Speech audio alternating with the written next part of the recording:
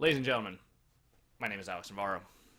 Welcome to my first edition of Encyclopedia Bombastica here on GiantBomb.com. This is WCW nWo Revenge for the Nintendo 64. This is, without a doubt, one of my favorite wrestling games of all time. And we're just going to jump right into a match here, so I'm not just kind of screwing around. But the reasons why this is one of my favorite wrestling games of all time are numerous. I'll go through the full roster here in a second. I just want to kind of go through some of the stuff. Now, here's the weird thing, is that, so yeah, wrestling games have obviously come a long way in the last, 14, almost 15 years since this game came out, which was 1998. But at the time when this did come out, there was not, like, a lot of the things it did in terms of presentation and, sort of the layout of how, like, what it offered in terms of sort of, like, the pageantry of wrestling. The real arenas, like, Super Brawl here, and Nitro and the other pay-per-views, and, managers coming with you to the ring. Having entrances, for fuck's sake, was not really a given at that point. This is, like, these are not the most authentic entrances you will ever see, but by the same token, it was kind of an awesome thing to have, and, it got very accustomed early on to just sort of, like, not expecting a lot from wrestling games, and this is one of the first ones I can remember where I was like, holy crap, this actually feels a little bit like, what I watch on TV on a regular basis, whether, that was the misguided rambling of a child or, fact, we'll find out right now. But yeah, so this was the second of the Aki Corporation's wrestling games produced by THQ for the N64. The first one was World Tour, which was a lot like this game mechanically, but offered basically none of the fringe benefits. Like, it was just, very bare bones. Here are a bunch of wrestlers. You can wrestle up to 4 dudes at once, which is, cool. Oh god! Oh, Mang, no. Why am I playing as Glacier? Glacier, one of the worst wrestlers of all time. I'm sorry. I kind of loved Glacier, but Glacier was not good. He was not actually a good wrestler. He was basically just Sub-Zero, like an American Gladiators guy they gave a Sub-Zero costume to and told him to do a super kick every once in a while. Not great, not great stuff. But by the same token, hilarious. A hilarious story of WCW's, various excesses and poor decisions. So that's sort of why I wanted to wrestle with him first. Now, I don't remember where I was. Oh, so there were other wrestling games at this time. Acclaim had its stuff, which was, like Warzone and Attitude, which were not great. They were more like cheap, shitty fighting games, which I think is why Jeff liked them better than these, the Aki games. And then there was some other stuff that THQ did, Nitro and Thunder, which were developed by a totally different team that were just not, they were just not good. Yeah, suck it. And, so, like, this was kind of it for me. Like, the Aki stuff was kind of it for me, and I know that, to a lot of people, these games are pretty special, as far as anything related to wrestling goes. Like, there's a lot of reverence for them, and, it's like people still reference them to this day. Oh, Super Kick, oh god! Oh, what's the pin button? I can't even remember. It's one of these. No, that didn't do it. Maybe I'll just Super Kick him again! Haha, suck it, Jimmy Hart. Your guy is down. No, that's not the pin button. I can't even remember what these buttons do. So, and given at the time that there wasn't, very much going on in wrestling games, like, when these games started getting more and more stuff, like these sort of, there was like a cartoon ref and managers and weapons and stuff, like, it was kind of a big deal. It's kind of a big deal at the time. And, I played the absolute hell out of this game, mostly because I just, there wasn't much else. Oh, right, this also introduced this weird combo system, which only a few guys could, do anything with, as I recall. Okay, well, that's the pickup button. I don't think it's the pin. Oh wait, I think I remember what the pin button is now. Can I? Yep, there it is. Cool, got it. Eat it, Meng.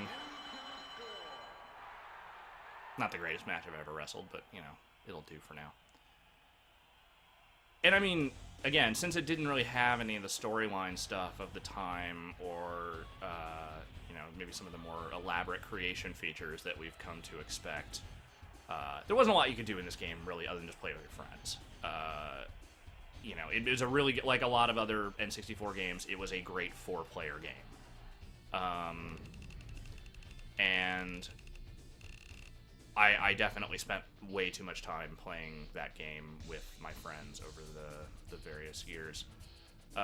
Real quick, we're just going to go through the roster here, I think, because that'll, you know, one of the more interesting things at the time was just how many friggin' wrestlers they shoved into this thing, and, you know, some of which really had no business being in here. You know, okay, so this was the nWo period, so there were plenty of, you know, there were basically a whole bunch of factions going on in WCW at this time. There was the nWo Hollywood, or White, as it's listed here, led by Hollywood Hogan, Big Show, formerly Giant, who I think actually may have left around the time this game came out, which is for WWE. Brian Adams, who is dead, may have remembered as Demolition's Crush, or as a member of Chronic. No one remembers Chronic. No one remembers that. R.I.P. Brian Adams. Scott Hall, who is alive inexplicably. Good. I'm glad. You know, I don't want Scott Hall to die, but I mean, let's face it, he's kind of defying the odds at this point. Scott Norton, who was big and sucked. Buff Bagwell, who was less big, still sucked. Eric Bischoff, who unfortunately you could play as him in this game. Scott Steiner, who was at the pinnacle of his Big Papa Pump phase, and Kurt Hennig, formerly Mr. Perfect. R.I.P. Mr. Perfect. Then down here you had the Wolfpack, the nWo Red, as they put it here, led by Kevin Nash, who was actually my inspiration for even doing this as my first one, because I saw him in Magic Mike playing the over-the-hill male stripper Tarzan, and let me tell you, it is the performance of his lifetime. Sting, who you saw, who was sort of the kind of focal point of most of the storylines for like 2 years in the WCW, like overall this nWo shit, like, is he gonna join nWo Hollywood? Is he gonna join the Wolfpack? Is he gonna stay with WCW? Oh god, I don't, like, you know, hemming and hawing over whether the Crow was gonna join their team or not, and eventually he joined the Wolfpack, and then everything just got really anticlimactic from there. Lex Luger, who was never good. I'm sorry, he was just never good. You know, I'm happy he's still alive and did not die from his drug addiction or his spinal seizure or something, but he was never a good wrestler. Macho Man Randy Savage, R.I.P., the great one of the greatest of all time, and Conan, who was far from one of the greatest of all time. Maybe you younger folk out there don't remember Conan. Count yourself lucky for that. He was, if you watch modern wrestling, the only analog I can really draw is that he was basically just a fatter, louder version of Hunico. So, it was kind of Viva La Raza and all that. Oh, yeah, and Raven's Flock. I almost forgot about Raven's Flock. This was another faction that came out around the time Raven joined up with WCW. They gave him a bunch of just kind of low-card guys to, you know, send out to the ring to beat people up once in a while, including such greats as Lodi, who was in a tag team that was gay. It was never expressly said that they were gay, but later on he went on to form this tag team that was as subtle as wrestling gets. It was implied that they were gay, which is to say it was not very subtle at all. That was a weird storyline. Riggs and Sick Boy and Reese, who are three guys who never really went on to do anything, and then Billy Kidman, who you may remember. Roddy Piper was in the game. It was in WCW at this time. I forgot about that. Diamond Dallas Page, who you may have seen in WWE 13 recently, and also trying to rejuvenate the career of Jake the Snake Roberts, which, God love him for that one. Goldberg, who became a very big deal around the time this game came out, so, you know, fortuitous timing there. Bret Hart, who probably wishes he wasn't in WCW around this time this came out. Chris Benoit. We'll talk about him later. Rick Steiner, the Forgotten Steiner, Fit Finlay, who I don't know why he went on to have a career past this, but he did. Booker T, who I'm sure everyone knows as GM, announcer, a variety of things for SmackDown over the years. Perry Saturn, who was one of the 4 guys who famously showed up on Raw or whatever it was. He was the 4th one. He was the one no one really remembers was part of that whole thing. Unfortunately, he was fine. He was an okay wrestler. Disco Inferno, who would just kind of do that a lot. Not very good. Jim Neidhart, who I forgot was even wrestling still at this point. The same kind of goes for the British Bulldog, who left around the time Bret Hart did, I think. Meng and Glacier, who you just saw. Van Hammer, who was a former Ravens Flock guy, I think. And if I remember correctly, he sort of went on to become a low-rent dude love. Chris Kanyon, who's better than Kanyon? You know who's better than Kanyon? Mortis is better than Kanyon. That's who's better than Kanyon. Yeah, Mortis. Mortis went on to feud with Glacier for a long time alongside, skip over Wrath. Wrath was also Brian Clark, who was also Adam Bomb in the WWE and was also part of Chronic, if that's a thing. No one remembers Chronic. Why do I keep bringing up Chronic? Funny story about Wrath, he was not actually in this game. He is a half-finished character that you could only unlock via the Game Shark. He did not have his own costume. Some of his moves are bugged. I'll play him next so you can kind of see what I was talking about, but he was kind of a mess. Then you had Yuji Nagata, who I don't remember anything about other than I think he came over from New Japan at some point. Larry Zbyszko, former announcer, former wrestler. I don't know what the hell he's doing these days. Barbarian, who teamed with Meng a lot under the tutelage of Jimmy Hart. La Parka, the great dancing La Parka, who... Yeah, La Parka. Oh, I love La Parka. Stevie Ray, who was part of Harlem Heat with Booker T and sucked. Chris Jericho, who had not yet become the big, thing that Chris Jericho is now. Eddie Guerrero, who had his own stable at this point. The LWO. There were a lot of WOs. There were a lot of World's Order in the WCW at this time, and at some point Eddie Guerrero just got most of the luchadors together that were losing matches to other non-luchadors and formed a faction that kind of didn't really go anywhere. But he had Psychosis, and I think he had Juventud Guerrera. He definitely had Chavo Guerrero. I can't remember them all. Rey Mysterio, I don't think ever joined. Maybe not. It's a Spider-Man costume. He's like Spider-Man. There are other non-Spider-Man costumes. Dean Malenko, the Iceman. Dex Cloverleaf. Juventud Guerrera. Ultimo Dragon, who I loved. I don't remember him being as fat as this appears to be, but what are you going to do? And Alex Wright, whose entire gimmick was that he was German and liked club music because of wrestling. And then you had these other guys down here who were all fake-ish. I mean, the appearances were all mocked up, but the movesets are based on real Japanese wrestlers. Like Aki-Man is mostly based on Mitsuharu Misawa, R.I.P. Misawa and Aki-Man, I guess. But yeah, the guy's like Maya Inca Boy here, who's like, okay, this is actually based on a guy named Akira Teu, who is not black. He is Japanese. So, yeah, I don't know. They went kind of all out here, changing these guys around. Kim. I was never into Kimchi, but man, Ming-Chi, that dude was dope. Ming-Chi is what I'm all about. Hanzo Man. Based on Hayabusa. Anyway, so yeah, there's a lot of wrestlers in this game, and the cool thing about this mode that I'm in right now is that this is one of the first games you could actually edit dudes in. Like, you could actually change their costumes into, any number of different things. Unfortunately, it was really only using the stuff that was already in the game, and it was all pretty uniform. But let's say, I want to put him in a, fun little outfit like this. I could just do that, and that's, that I just made that decision. That is a decision I made to make him look like that. So, I mean, but for the time, that was crazy. The idea of going through and editing wrestlers and all that stuff, like that never, didn't do that.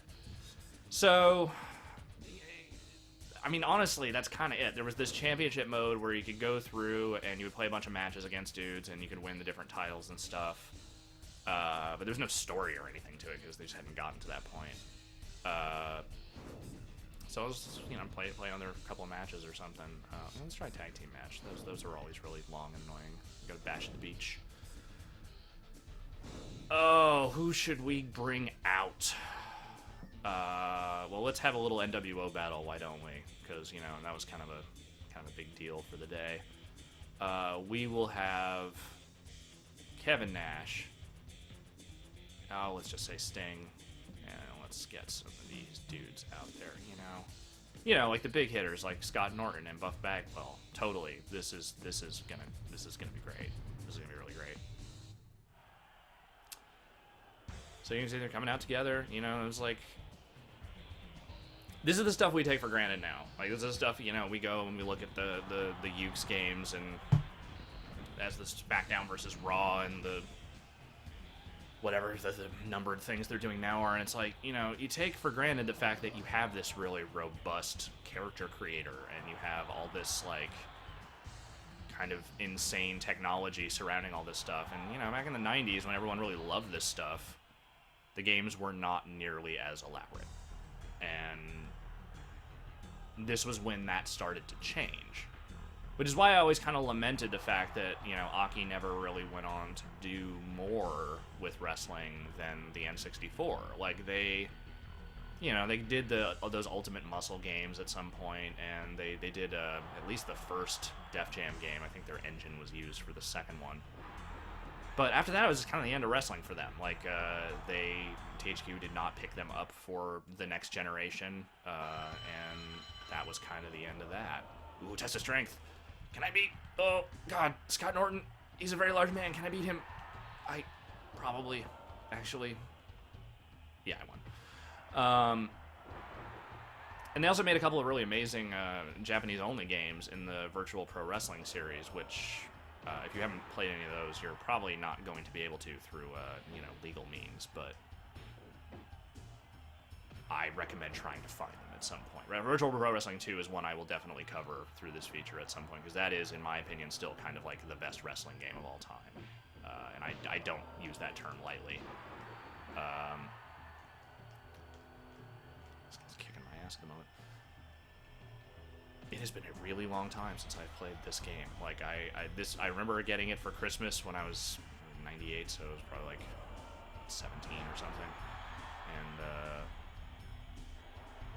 I was just totally, like, this was my holiday break, was just nonstop playing this with my friends. And, it's sort of bizarre to sort of look back on it in this way and be like, man, this seems really simple compared to, like, everything we have now, but it's just, that's just kind of the way these generations go. You start adding stuff and more, and then these things just start becoming expected. And when they're expected, you don't maybe necessarily appreciate them as much as you should. One thing I've always tried to kind of do when, reviewing these games, just think about, like, well, yeah, it sucks that, the commentary is bad, and,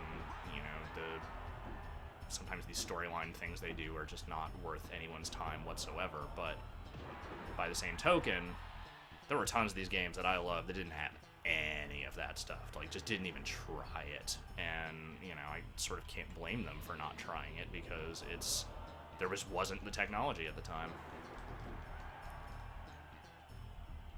WCW was also just kind of a really weird beast at this point.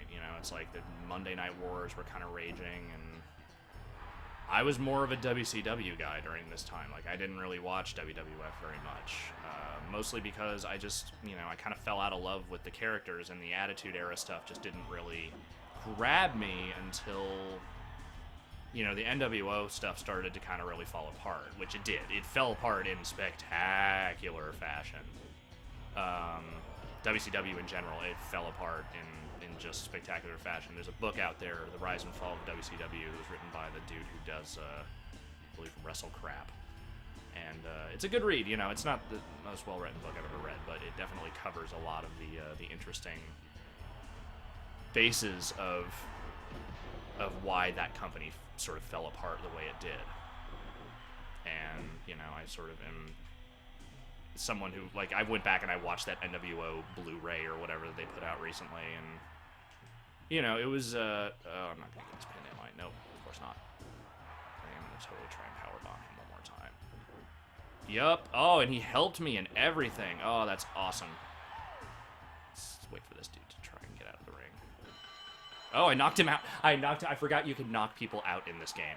I forgot that was an option. I think I used to turn that off a lot because I was like, there's no knockouts in wrestling. They don't do that. Well, in this game they did.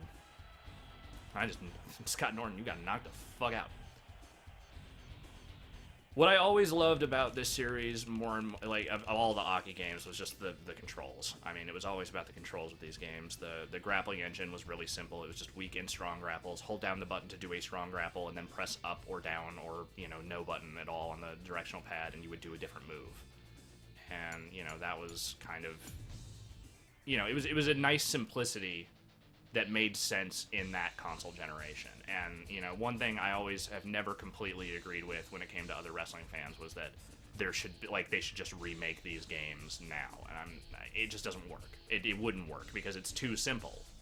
It's great for a game at this level, but honestly, by the time I got to WrestleMania 2000 or No Mercy, I could just destroy the computer over and over again, no matter what. It's once you learn the basics of it, there's some depth to it, but it's just timing. It's all just timing. It's not like Fire Pro, where learning that timing was sort of a skill in and of itself.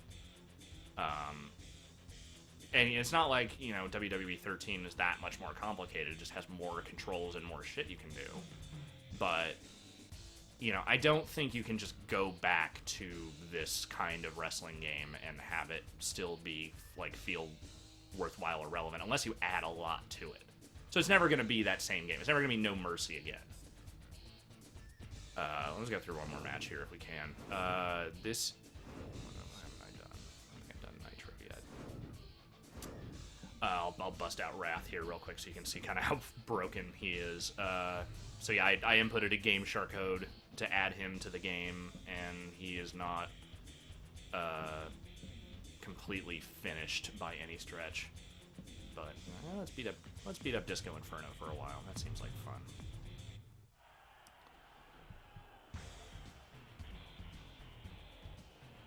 He does at least have an entrance. I'll give him that. I don't know why he wasn't finished, but he wasn't in the game at all. Unless you had the Game Shark. There were some other omissions. Ric Flair, who I have placed at the bottom here, is nowhere in this game. I think because... I forget if he had left or if he was just being sued or something was going on at that time, but there was no getting him in there, I guess. And there were some other manager characters and stuff, like Ted DiBiase, I think, is somewhere floating around in the code that you can bring him out as a manager, but he doesn't look right. I think he looks like Virgil, which is his old valet. Let's get a couple of broken moves to go here. Oh, you son of a... Disco Inferno plays dirty, son. Disco Inferno does not screw around. Disco Inferno will go straight for the junk. He ain't above it. Oh, man. Literally, this whole match is just going to be endless low blows, right?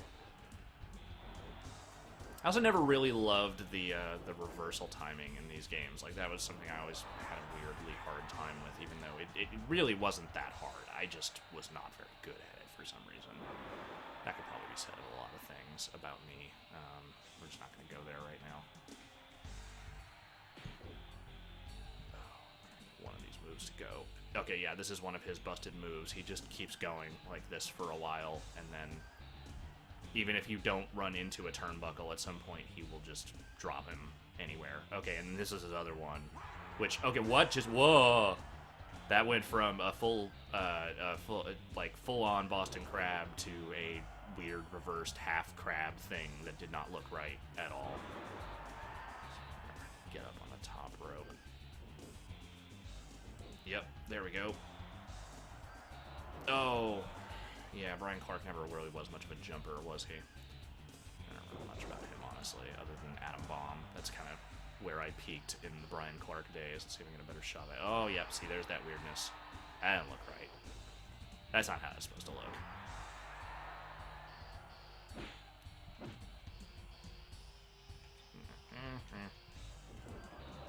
There we go. trying to remember all these controls. There's, you know, I mean, again, there's not a lot to it, but there's enough that you sort of have to sit there and kind of think for a second. Wait, what do I want to do here? And that's not a bad thing. Like, I think that the methodical pace of these games was something that was admirable and something that I appreciated as wrestling games kind of evolved over the years. Was the idea that, like, you know, it's all well and good to have like a fast-paced arcadey thing where, you know, you're wrestling as Hulk Hogan and, you know, bottles of vitamins come tumbling down the ring and, you know, whatever. But I just always really liked the way this game felt, and really all the Aki games felt. Like, they just kind of felt like they nailed the sort of pace of a match without, you know, having to get too into like this really realistic sort of, you know, thing that we have more or less nowadays. Which, I mean, you know, for modern days makes sense, but again, for its time, it was very much about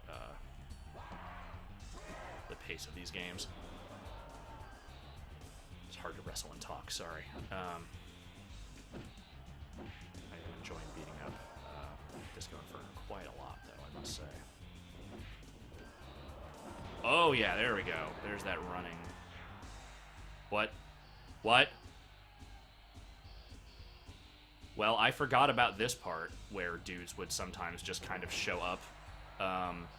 That did happen. Okay, yeah. Okay, now I sort of remember this. I don't know why. I forget what the...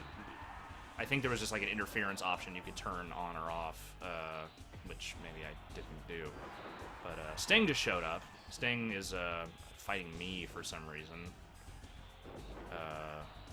Sting apparently is a fan of Disco Inferno, which is sort of tragic. No, not done yet. Oh, Sting, you know what? Okay, I feel like this should be a disqualification, really. Oh, am I bleeding? Wow, that didn't take long. One facebuster was all it took. Can we get rid of him now?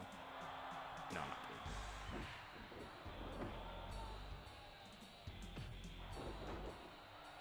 Alright. I can't remember what his finisher was, but I'm just gonna do it. Oh, it's just that. So, great. And that is Disco Inferno. Probably done here. I did not expect Sting to come out of the rafters there. I'm going to say it. I really did not expect that. That is a detail I had completely forgotten about with these games. And in the matches I played warming up for this, I did not have that happen. So, you know, the things you forget over the years about these games, certainly more than I remember. But, you know, I can come back to this game and still have fun with it. That is really the most important thing about any game period, but certainly with wrestling games, is that only certain ones really hold up. And, you know, while at this point I would probably rather play No Mercy or Virtual Pro Wrestling 2 if I was going to pick an Aki game, like, I have enough good memories of this one to want to play it again and enjoy myself while I'm playing it right now. I got negative points for that flying attack. Yeah, that's about right. I think that kind of really sort of goes through the motions here of what WCW versus nWo Revenge really was. I'll have one more match here just to kind of, you know, let's do a special match. I think it was just Battle Royale and handicap match. And I don't really want to do a handicap match. Let's just do a Battle Royale. Why not? That's Starrcade. You know what? No, I shouldn't do. Ooh, yeah, I could do a lot of wrestlers if I really wanted to, but I don't think I'm gonna do that. I think I'm just gonna. I don't really care what the entrance order is. It's fine. Let's get a couple of the big guys in here. You know, who do I feel like? No, all right, fine. And then we got. Let's put Raven in there, and I don't know. Let's just. Larry Zbyszko, why not? Yeah, I don't know if you can actually control that that interference thing. I don't remember, but regardless, that was kind of cool. I mean, I'm not gonna argue about it. You know, before I started recording this, I was watching some CNN thing about some expose they did on pro wrestling last year, I think, and there was a whole big section on Chris Benoit, and then I remembered, oh wait, I was going to do this game, and Chris Benoit is in it, and I'm just sad. Just kind of sad. Goldberg, you were not very talented, to be honest with you. It's your fault that Ryback is a thing now. No. Well, it's maybe not directly his fault, but, you know. Raven was never really my favorite thing. Like, the dude had some good matches, but I never really loved him. But Larry Zbyszko, let me tell you a thing or two about a thing or two, and let me tell you that Larry Zbyszko is not really very impressive either, to be honest with you, as a wrestler or an announcer. I never liked him as an announcer. I always thought he was sort of bad. Let's see if the AI can actually handle beating each other up. I feel like a lot of times the 4-player matches, when you brought the computer involved, was just sort of like, hey, check it out, here is, we're just going to kind of stand around here and maybe do some moves, maybe. You know, AI had not really advanced at this point. A lot of these Aki games had some weird AI, like, glitches in them that... I mean, if I recall correctly, the only reason I ever got a Game Shark to begin with was to mess around with these games, because there were things you could fix, like, thinking No Mercy, like, there was a thing where wrestlers wouldn't do their finishers, so you'd have to put in the right code to make them do that correctly. And then, you know, in this case, when I found out about the Wrath thing, I inputted that code and started messing around with Wrath a little bit. Literally, the most relevant Wrath has ever been is as a sort of mildly noteworthy item in, you know, the minor history of this game. That's it. Sorry, Brian Clark. I don't mean to insult your career, but Atom Bomb, come on, dude. Come on. I think that'll just about do it here for WCW nWo Revenge. You know, this is, like I said, this was for a time a pretty revolutionary wrestling game, as wrestling games went, but, you know, obviously it looks pretty antiquated in these conditions these days, but I love the hell out of it, and, you know, this game is basically responsible for a lot of the things that you love about wrestling games now, whether you know it or not, so there. Thanks for watching. Hope you enjoyed it. I will almost certainly be doing more wrestling games as time rolls along. It's probably the last one for a little while, but check back. More Encyclopedia Bombastica. More stuff on Giant Bomb. See you guys later.